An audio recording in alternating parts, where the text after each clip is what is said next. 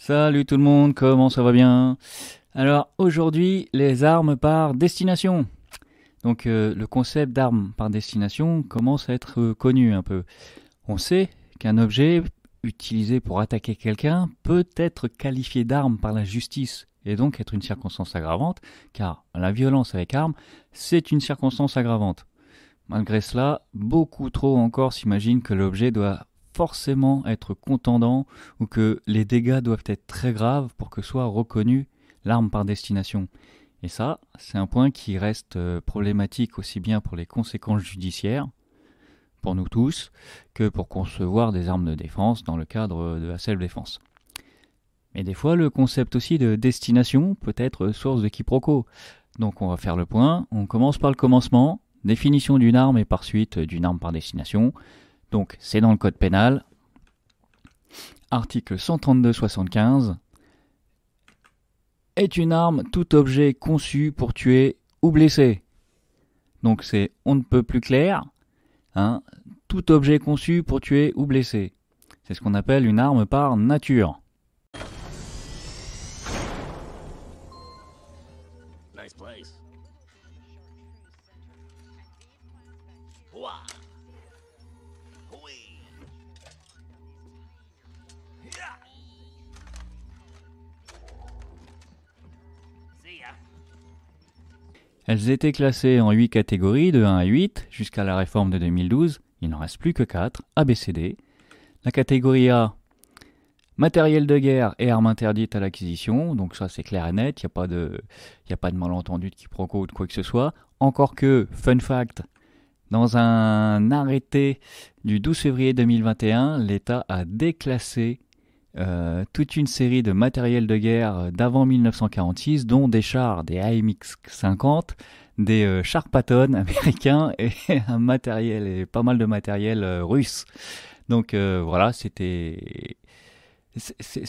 objets sont donc devenus accessibles à des particuliers. La catégorie B, armes soumises à autorisation pour l'acquisition et la détention. La C, soumis à déclaration pour l'acquisition et la détention. Et soumis à enregistrement ou dont l'acquisition et la détention sont libres. Donc les armes blanches, et on fera un point là-dessus parce que c'est aussi une catégorie d'objets qui sont un petit peu ambigus à bien cerner. Donc revenons à notre article 132-75. Tout autre objet susceptible de présenter un danger pour les personnes est assimilé à une arme dès lors qu'il est utilisé pour tuer, blesser ou menacer, ou qu'il est destiné par celui qui en est porteur à tuer, blesser ou menacer. Donc dans ce deuxième alinéa, le mot Destiné, on était tous les deux destinés à voir nos chemins se rencontrer, à s'aimer sans demander pourquoi, toi et moi, destinés. peut laisser à penser que les armes par destination sont des objets dont on s'équipe pour ultérieurement s'en servir pour blesser ou tuer, en prévision d'une rencontre qui pourrait éventuellement mal tourner par exemple. Donc, le fait de transporter un objet dans le contexte rencontre de deux groupes de hooligans sur un terrain vague par exemple, peut laisser à penser qu'il va servir d'arme, fait de lui une arme par destination, dans le sens où il n'a pas encore servi. Si dans cet exemple avec Nogus, les gars ont des clés à molette et des tournevis, c'est pas pour bolider la 309, hein, c'est sûr et certain. Ici, c'est l'intention criminelle qui est prise en compte. Donc par exemple, dans cette affaire, où justement les objets n'ont finalement pas servi d'arme, mais où on l'a supposé en premier lieu. Regarde. Au motif que les faits reprochés à Monsieur Y. Monsieur Y, interpellé par les policiers avec l'argent dérobé et une cagoule, ne conteste pas les faits de vol commis dans le bureau de change. Il soutient seulement que le fait qu'il fût muni d'une masse et d'un tournevis dans la main et que son complice pénétrant dans les lieux se trouvait porteur d'un pied de biche retrouvé dans le véhicule BMW ne constitue pas la circonstance de vol avec arme, donc circonstance aggravante, car il s'agissait uniquement d'outils destinés à forcer les portes et qu'ils n'en ont pas fait usage, ni utilisés pour menacer, mais le fait que des outils soient destinés à forcer des portes n'excluent pas que ces outils puissent aussi servir d'armes. Donc tu vois, c'est aussi circonstancié, quoi. Il n'y a pas forcément besoin d'actes matériels. Donc pour revenir à notre article, il y a aussi la première partie de la phrase. Tout objet susceptible de présenter un danger pour les personnes. Donc il n'y a pas de sens caché, tout objet c'est tout objet, du cure-dent à la tronçonneuse, et tous ceux dont on ne s'imagine pas qu'ils peuvent causer des dégâts. Un danger, c'est quelque chose qui peut porter atteinte à l'intégrité physique. Si je te plante un cure-dent dans les yeux, ça risque de faire mal. Si je t'attaque au polochon très fort suivant un certain angle sur la tête et que ça te fait le coup du lapin, ce sera moins douloureux, mais ce sera chaud pour ma gueule. Dans le cas d'une défense face à un agresseur, on souhaite rester dans les clous de la loi et c'est totalement normal, bien que très compliqué. A contrario, quand on agresse avec un objet usuel, celui-ci fait forcément peur et est donc utilisé en premier lieu pour menacer, ce qui tombe sous le coup de la loi comme on l'a vu. Tous les objets banals d'apparence inoffensive peuvent être légalement assimilés à une arme dès lors qu'ils sont utilisés pour blesser. Et blesser quelqu'un, malheureusement, c'est monnaie courante lorsque l'on cherche à se défendre d'une agression, parce qu'il n'y a tout simplement pas d'autre moyen de faire entendre raison à son agresseur, ou alors il faudrait que ces objets soient aptes à créer suffisamment de douleur pour lui remettre les idées en place, ou tout du moins le décourager de te faire du mal, le calmer comme on dit dans le jargon. Now, are you sure you want to have a fight? Because I'm only going to use my thumb. Thumb? My right thumb. Left one's much too powerful for you. Le problème étant que dans le cas d'une agression, en fonction des degrés de motivation de ton agresseur, il faudra y aller plus ou moins fort. Et on sait par expérience qu'une énorme douleur, si tu ne t'es pas enfui, le plus déterminé des agresseurs reviendra à la charge quand même. Juste le temps de souffler et encore. Donc c'est très problématique. C'est très problématique de se défendre avec un objet et de rester dans la légalité. Resterait la solution des armes de défense incapacitantes, mais généralement elles sont énumérées comme étant des armes et donc interdites à l'usage et de transport pour les civils, les bombes au poivre, les tasers. De ce fait, même une arme capable de fournir une grosse douleur sans blesser sera soit utilisée de manière dangereuse pour calmer le plus énervé et donc forcément finir par blesser, soit inutile face à la menace tellement le gars est motivé à te faire du mal. S'il n'est pas déployé dans une stratégie globale de fuite, donc pour gagner du temps, pour réussir à fuir. Tout ça dans le cas le plus extrême de l'agresseur, que rien n'arrête, mais Dieu merci, la plupart du temps, ce sera des pickpockets ou des racketteurs à la petite semaine, qu'une bonne frayeur sera raisonnée. Mais dans tous les cas, si la qualification d'arme par destination, c'est qu'il y a eu des atteintes à l'intégrité physique. Et ce qui mesure la gravité de l'atteinte, c'est le nombre de jours d'ITT, c'est pas la profondeur de l'entaille ou le nombre d'os cassés, c'est le nombre de jours d'ITT. Et là, même une blessure pas très grave en soi, mais qui empêche le gus de travailler plusieurs jours, par exemple s'il est secrétaire et que tu y casses un doigt, voilà, ben t'auras beau être matinal, t'es mal. Il faut bien comprendre que porter atteinte à l'intégrité physique de quelqu'un avec une arme, y compris par destination, est une circonstance aggravante, c'est des violences avec arme. Et dans un contexte de self-défense, c'est ultra compliqué de trouver des objets capables de vous défendre et de ne pas être qualifiés d'armes. Le fouet de Charles Jousseau est une super idée. Il ne fait pas peur, pas de menace possible, les coups ne sont pas perforants ni contondants, donc pas de blessure, mais effet dissuasif, beaucoup de douleur. Maintenant, j'ai mon fouet qui est diabolique. Ouais. C'est insupportable, la douleur est insupportable. C'est une corde de caoutchouc très haute densité. Mais alors, tu t'enregistres?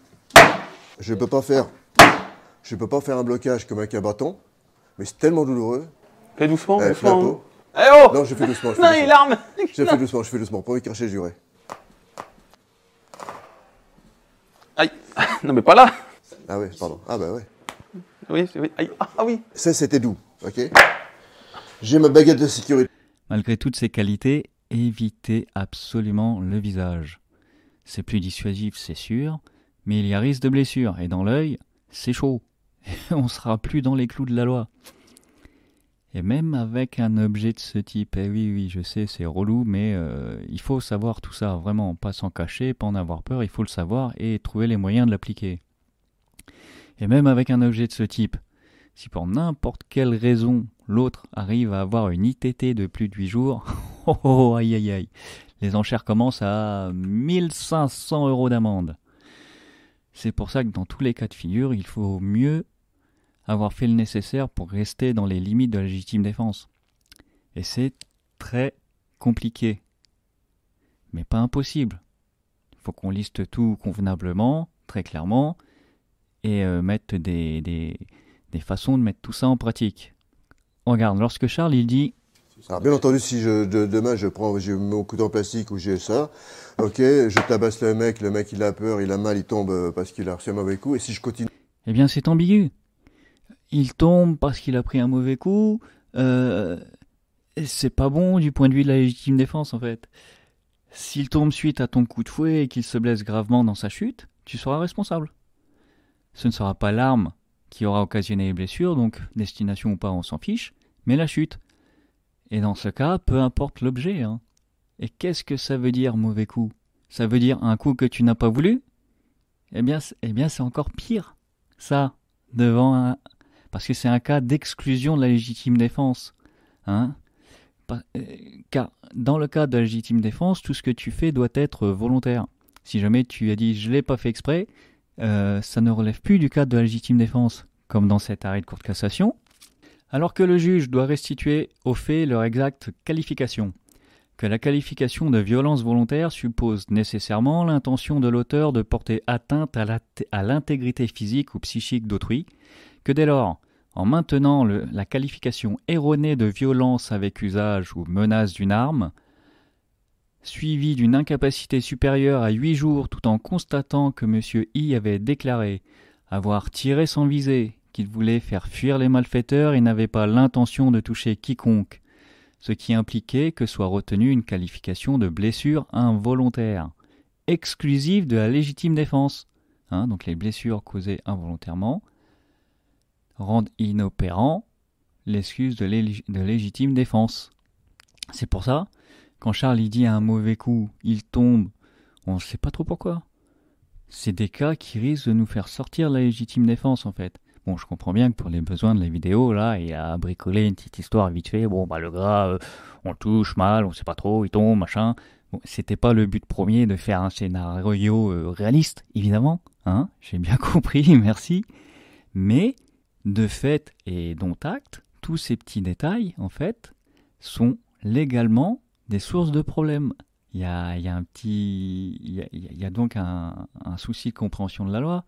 Il va m'en vouloir de dire ça après 40 ans de self-défense, mais il connaît très bien le texte de loi, donc la proportionnalité, la réponse immédiate, une agression réelle aussi, mais il y a aussi les circonstances posées par la jurisprudence, et ça, tout le monde ne le sait pas forcément. Et moi, c'est mon boulot de vous dire tout ça à tout le monde. Des fois, j'ai dû reprendre des professionnels, des journalistes, des tas de gens. Quand c'est erroné, il n'y a pas de problème. Je comprends que ça puisse l'être. Ça n'est pas évident comme chose. Mais, par contre, il faut vraiment le savoir par la suite. Nul n'est censé ignorer la loi. Et moi, colonel, c'est ma mission de te dire tout ça. Et par contre, quand il rajoute... Le premier, j'ai envoyé un grand coup dans la tronche. Boss! Ok, il a fait un bond, il a fait tomber dans le canal. Oui. Et le deuxième, dans la rotation, il a pris l'autre. Il a traversé la rue du canal, il a failli se faire foutre en l'air par une voiture. La voiture s'est arrêtée à ça de lui.